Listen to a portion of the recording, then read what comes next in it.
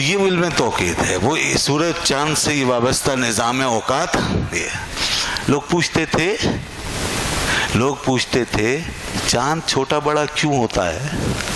یسألونک عن الأہلہ، لوگ رسول اللہ صلی اللہ علیہ وسلم سے پوچھتے تھے چاند چھوٹا بڑا کیوں ہوتا ہے؟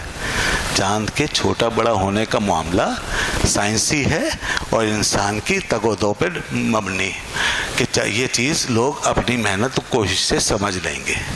اس لیے وہ علوم رکھے ہوئے ہیں، انسان آگے بڑھے گا اور سمجھ لے گا چاند چھوٹا کیوں بڑا. اللہ کے رسول صلی اللہ علیہ وسلم ان کاموں کے لیے نہیں آئے جو آپ نے جد و جہد سے حاصل کر سکتے ہیں. اللہ کے رسول تو آپ کو یہاں سے وہاں پہنچانے، یعنی بندگی کے راستے سے خدا سے ملانے آئے ہیں. لہذا اس راستے پہ جتنے نشانات ہیں اور جتنے لائٹ ہاؤسز ہیں اور جتنی علامتیں ہیں اور جتنے سنگ میل ہیں وہ سب نصب کرنے آئے ہیں. لہذا یسألونک عن الأہلہ، تو لوگوں نے پوچھا یہ، اب جواب اسی کے مطابق آیا جو رسول اللہ صلی اللہ علیہ وسلم کی بعثت کا مقصد ہے. قل ہی مواقیت للناس والحج، آپ فرما دیں، اللہ نے فرمایا آپ فرما دیں یہ تمہارے اوقات کار کا تعین، کہ جس میں تم ایک نظام زندگی گزارو اور اس نظام زندگی میں نظام بندگی گزارو. ہمارا نظام بندگی ہماری نظام زندگی کے ساتھ جڑا ہے، نظام زندگی اور نظام بندگی. تو یہ زندگی جو ہے یہ اس ٹائمنگ کے ساتھ ہے، اس کیلکولیشن کے ساتھ ہے، لہذا اسی میں ہماری بندگی داخل ہے. صبح کیا ہے، شام کو کیا ہے، دوپہر کو کیا ہے، ٹھیک ہے نا. روزانہ کے اوقات کے حساب سے، نمازوں کے اعتبار سے یہ ٹائمنگ یہ فالو کرنا ضروری ہے.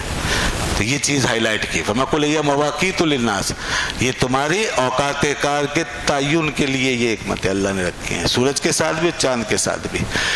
تو چاند کا سوال تھا، تو چاند کیا کر رہا ہے؟ چاند ہمیں رات دے رہا ہے، اور رات کے اندر اول اوسط آخر اس کی گھڑیاں، اور اس کے بعد مہینوں کا تعین ہو رہا ہے. ایک پوری ہمیں جنتری مل رہی ہے، پورا ہمیں کیلنڈر مل رہا ہے چاند کے ذریعے سے.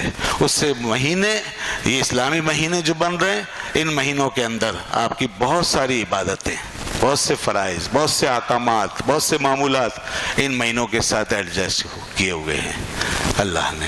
رمضان میں آپ نے روزہ رکھنا ہے، ایام حج میں آپ نے حج کرنا ہے، وغیرہ وغیرہ. اور اسی طرح شعبان میں کیا ہے وہ آپ جانتے ہیں، رجب میں کیا ہے وہ آپ جانتے ہیں، شوال میں کیا ہے وہ کی جانتے ہیں، عید کے ایام ہیں وغیرہ وغیرہ. اس کے علاوہ اور بھی چیزیں ہیں چاند کی تاریخوں کے حساب سے، اور بھی کچھ چیزیں جیسے زکوٰۃ، آپ کا سال جو ہے وہ چاند کی تاریخ کے اعتبار سے پورا ہوگا، یعنی قمری کیلنڈر کے اعتبار سے.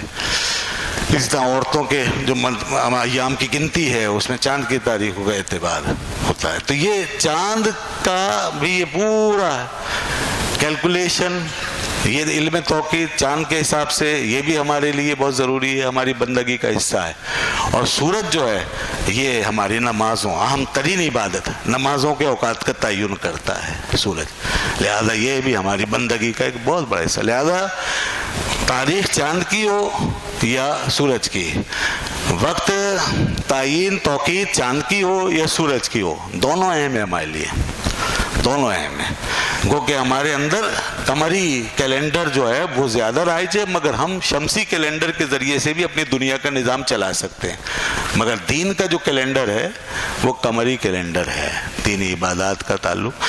ہاں سورج کے حساب سے ہم نمازوں کے اوقات کا تعین کر رہے ہیں، طلوع غروب کا تعین ہو رہا ہے اس حساب سے، صبح شام. اسی طرح روزے کی ٹائمنگ سورج کے حساب سے متعین ہو رہے ہیں.